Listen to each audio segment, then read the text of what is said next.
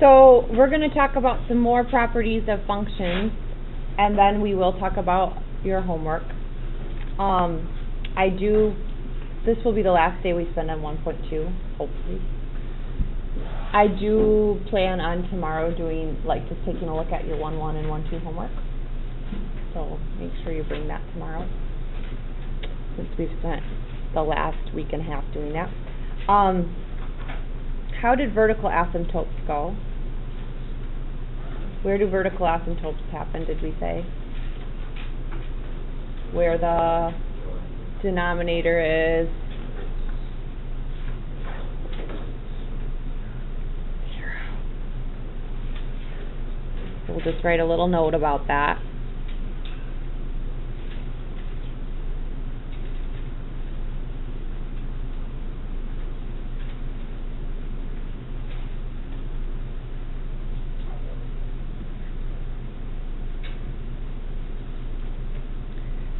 So, if I had a function, just real quickly then,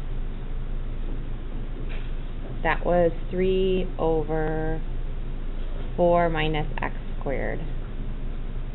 Where would the vertical asymptotes be of that?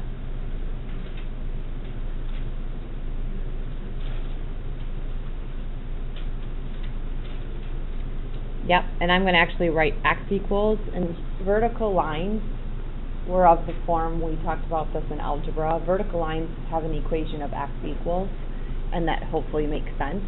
There would be at x equals 2, because if I put 2 in, wouldn't that make the denominator 0? What else would make the denominator 0?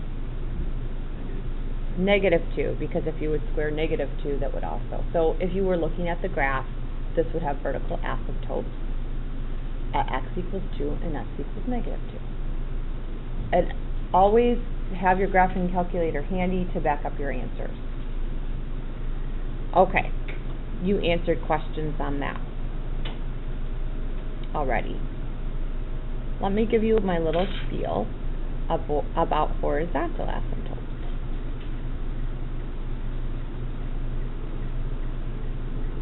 Okay, so I'm going to also call this, these are also called end behavior asymptotes, because I'm going to talk a little bit about what happens if I put in a really, really large number. And a really, really large number is approaching like the end of the function. So that's where that word end behavior comes from. Okay.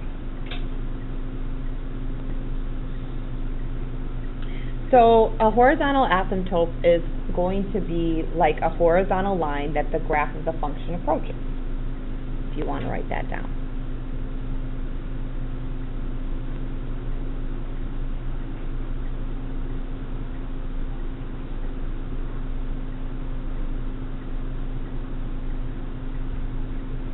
And I'm going to write either as x goes to infinity, that means as it goes really, really far to the right, or as x goes to negative infinity. Okay, so the 3 categories I give for horizontal asymptotes is, first case, if the degree in the denominator, where's the denominator? The bottom, right? The degree in the denominator is greater than the degree in the numerator.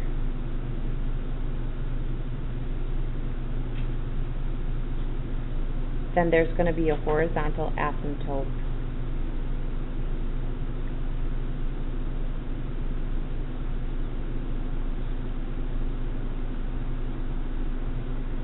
of y equals 0.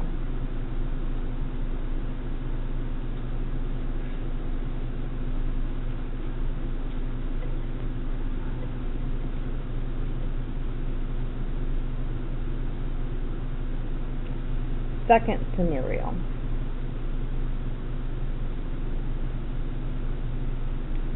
If the degree in the denominator is equal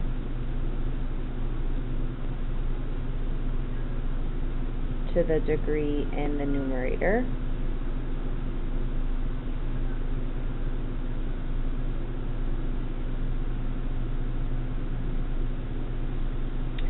then there is going to be a horizontal asymptote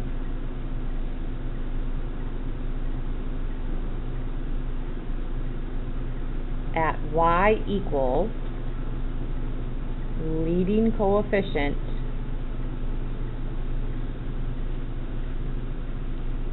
divided by leading coefficient.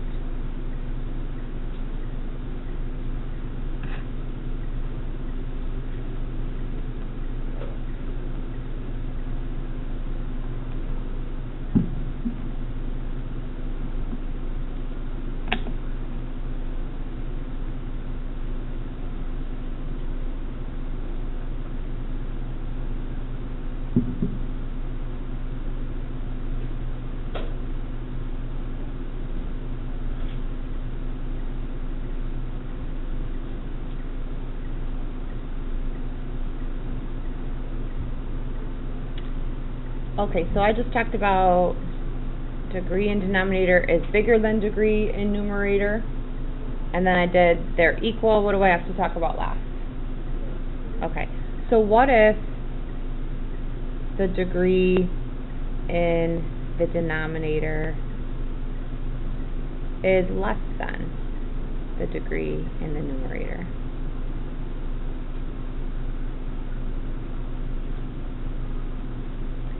Then that has no horizontal asymptote.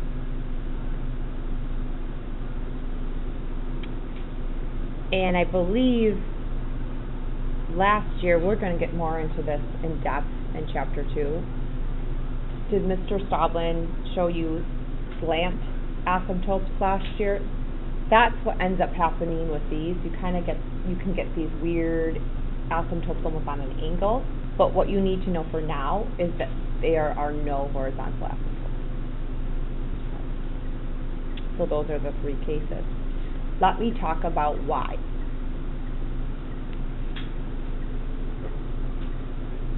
And I want you to just think about this logically. These are, again, I'm talking about when x gets really, really, really big, or goes really far to the right or really far to the left.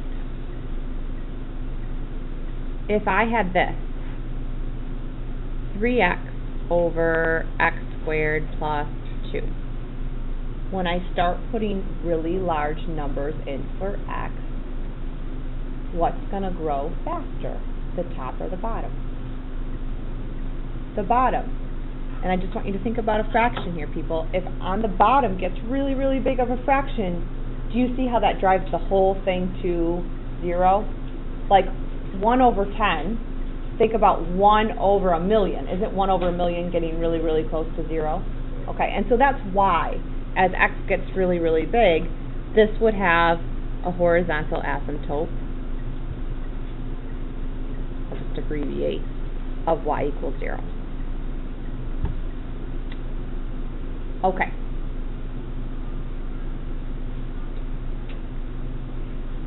Do you want me to show you what this means, or do you remember? Show us? Okay.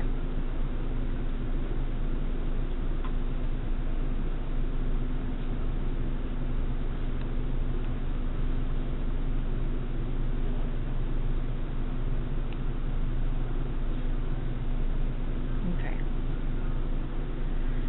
Now, first of all, I don't want to look at the bottom as is. We always want to rewrite, or at least understand that if this was in like a standard form, shouldn't the 5x squared be written first? We write the highest degree first. Okay.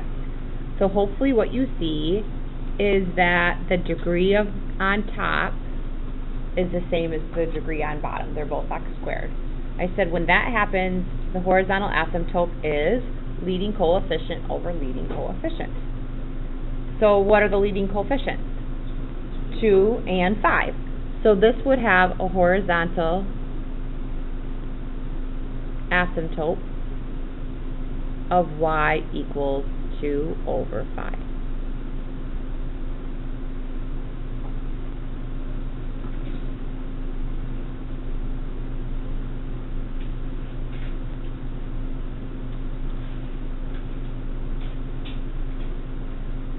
Okay, and then I'm not going to write down the third case because I'm hoping you're going to understand what it means.